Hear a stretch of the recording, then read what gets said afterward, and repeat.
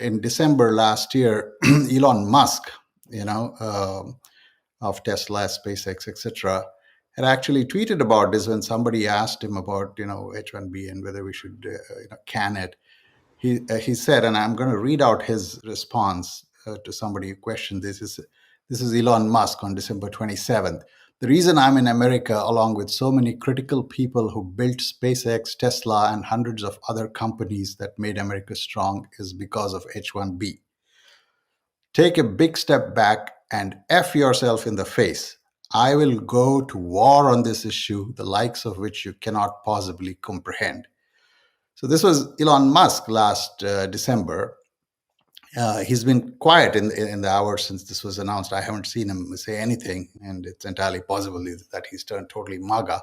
One of the first text messages I received after this was announced was somebody who had worked in Tesla who said, if this comes through, the entire IT department and supply chain in Tesla and numerous other companies will get wiped out. It's because H-1Bs are critical to America.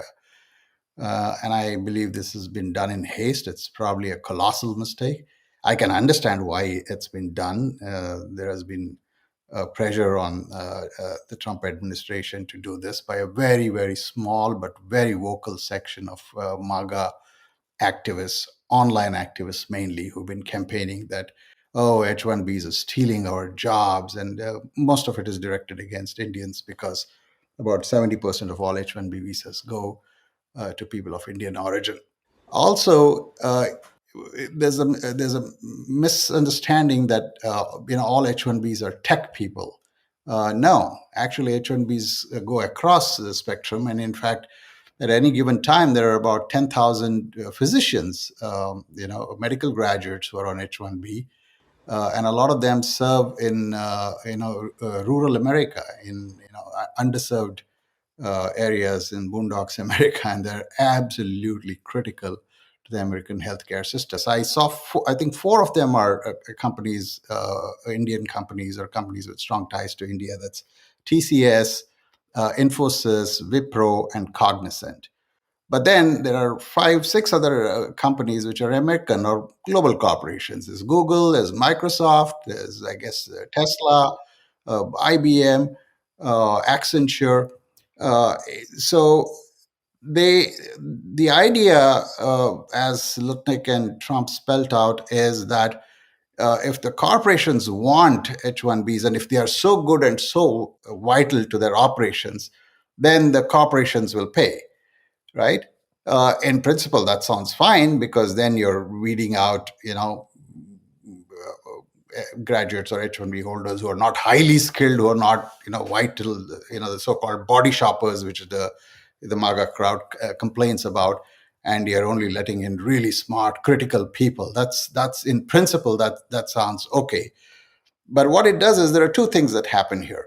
One, the Googles and Microsofts and Teslas can afford the 100K tab, but maybe it does not make sense for Infosys or smaller companies to pay so much, because they're essentially sending H-1Bs to execute their projects, let's say, right? So it pushes, it tilts the whole field in favor of big corporations, in favor of the elite corporations who have deep pockets, who are highly valued.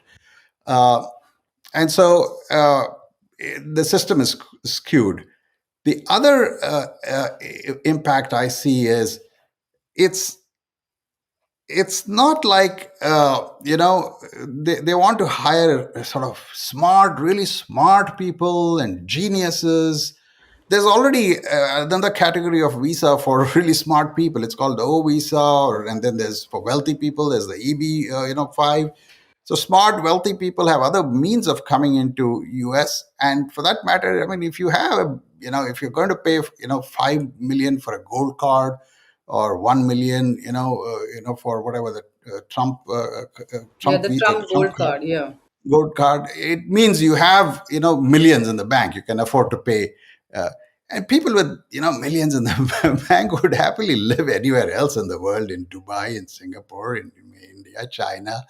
I don't see why, they'd want to come to US. But there's another issue here.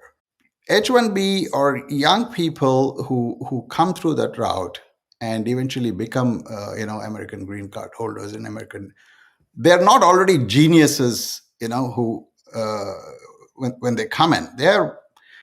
I mean, it's amazing. So if you look at let's say the top 5 or 10 US corporations, most valued corporations, a lot of them came, I mean, Elon Musk himself, or Satya Nadella, or Sundar Pichai of Google, they all came here as young students, graduated from here, they were on a student visa, then they got their H-1B, eventually it became green card. So it was not like they were geniuses when they came to the America is what made them, right? And as Musk says, eventually he created enormous wealth, and 2 3 fantastic companies, and employed hundreds of thousands of people, as did Microsoft and Google. And so these are people who came as regular H-1Bs and created wealth. So the idea that somehow you will get in only yeah, sure, you can get in, a genius or a Nobel laureate or somebody or a prospective Nobel laureate on this 100,000 fee and so on, and he might create breakthroughs. But really, people who create, big companies and big enterprises, and uh, all these guys, Satya and Sundar, came here as engineering graduates and went to business school and learned how to build and run companies, right? So the idea of we'll get in only smart people and big corporations will pay top dollar to get these geniuses, or people who are critically required, it is a totally a poppycock theory. I expect this thing won't work for very long.